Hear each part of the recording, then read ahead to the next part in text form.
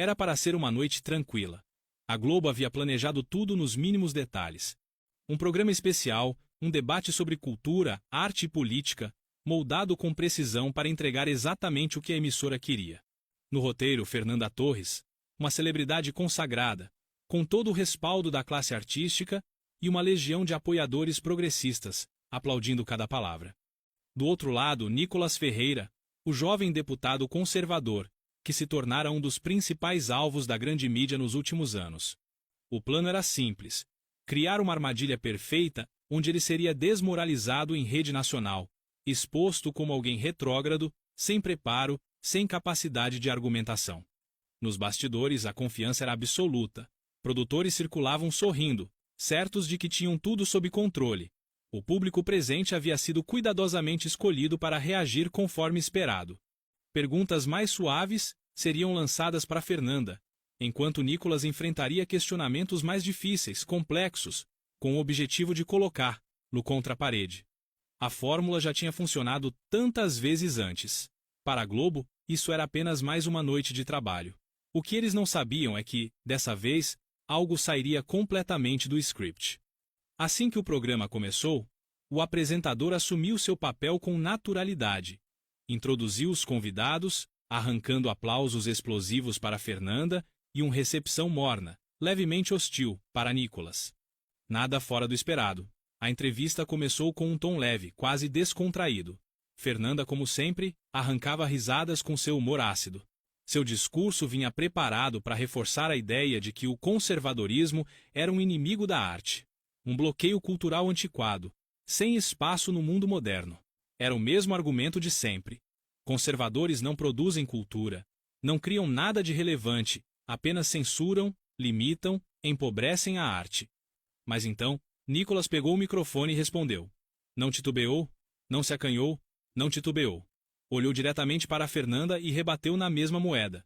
Citou Machado de Assis, Guimarães Rosa, José de Alencar, nomes gigantes da literatura nacional, todos eles influenciados por valores conservadores e tradicionais. Apontou a hipocrisia de um setor cultural que se diz aberto à diversidade, mas exclui qualquer artista que não se encaixe no molde progressista. De repente, o jogo começou a virar. A plateia, que até então parecia programada para reagir previsivelmente, ficou em silêncio por alguns instantes. A produção percebeu. Algo havia saído do controle. Fernanda arqueou as sobrancelhas.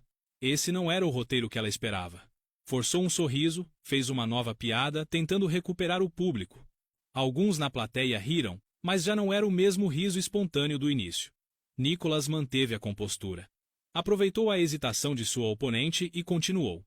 Foi pontual, preciso, articulado. Ele sabia exatamente o que precisava dizer e, mais importante, sabia como dizê-lo. Apontou a contradição da grande mídia, que defende liberdade de expressão apenas quando lhe convém. Expôs o falso pluralismo cultural defendido pela esquerda, que aceita tudo, desde que siga a cartilha ideológica correta. Rasgou a narrativa que a Globo vem construindo há décadas. A essa altura, os bastidores estavam em alerta. A equipe de produção enviava sinais sutis para o apresentador tentar retomar o controle. Foi então que veio a cartada final de Fernanda.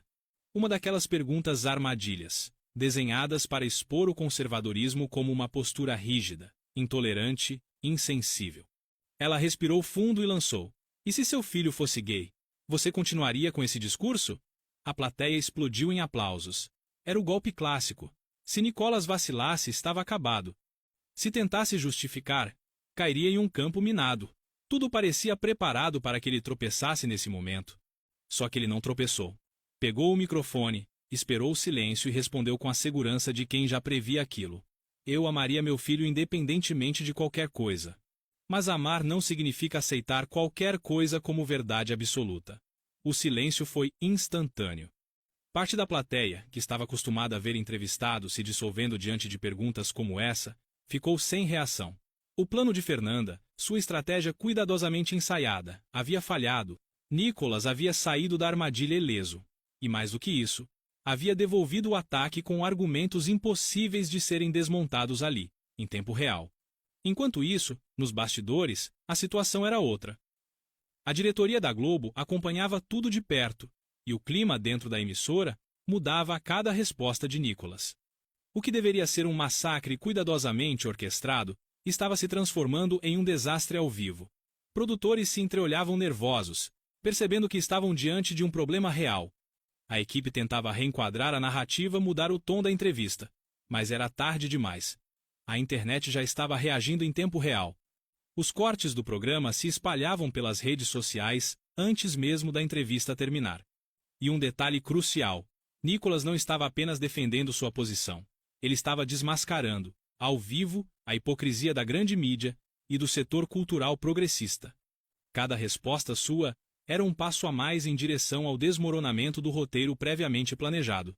Enquanto Fernanda tentava recuperar o controle através de ironias e sarcasmos, Nicolas desmontava cada tentativa com fatos e lógica. O que começou como um programa comum da Globo agora estava se transformando em algo muito maior. E dentro da emissora, os produtores já começavam a perceber que essa seria uma das piores noites que a Globo enfrentaria nos últimos anos. Mas o pior ainda estava por vir. O apresentador, percebendo que o debate estava fugindo do controle, tentou mudar de assunto. Perguntou sobre o papel do humor na política, tentando dar a Fernanda uma nova chance de retomar o controle. Ela respirou fundo, tomou um gole de água e lançou uma nova piada, tentando ridicularizar a direita conservadora. A plateia riu e aplaudiu, mas já não com a mesma intensidade. Nicolas, por sua vez, manteve a calma, esperando o momento certo para intervir. Quando o apresentador lhe deu a palavra, ele foi direto ao ponto. Fernanda, você fala de liberdade de expressão no humor, mas o que dizer dos humoristas que são processados por fazer piadas com políticos da esquerda? Isso é liberdade ou censura? A plateia murmurou, dividida. Fernanda cruzou os braços tentando esconder o desconforto. A produção nos bastidores já estava em pânico. O plano estava ruindo diante de seus olhos. Nicolas continuou. A verdade é que a esquerda adora fazer piada com os outros. Mas quando é com eles, aí vira discurso de ódio. Querem transformar o humor em algo seletivo. Isso é liberdade ou censura. O estúdio ficou em silêncio por alguns segundos. A estratégia de Fernanda estava desmoronando. Cada resposta de Nicolas era um golpe certeiro na narrativa que a Globo tentava impor. O apresentador, desesperado, tentou intervir novamente. Vamos falar de cultura de uma forma mais ampla. Fernanda, o Brasil tem uma produção cultural riquíssima, mas também vemos um aumento de pautas conservadoras no setor. Você acha que isso pode ser um retrocesso? Fernanda aproveitou a deixa e retomou o controle. Olha, a gente precisa tomar muito cuidado. O conservadorismo sempre usou a cultura para manipular o povo. Foi assim na Idade Média, foi assim em regimes autoritários e agora eles estão tentando fazer isso no Brasil. Não podemos deixar a arte virar uma ferramenta de doutrinação religiosa. A plateia aplaudiu fortemente.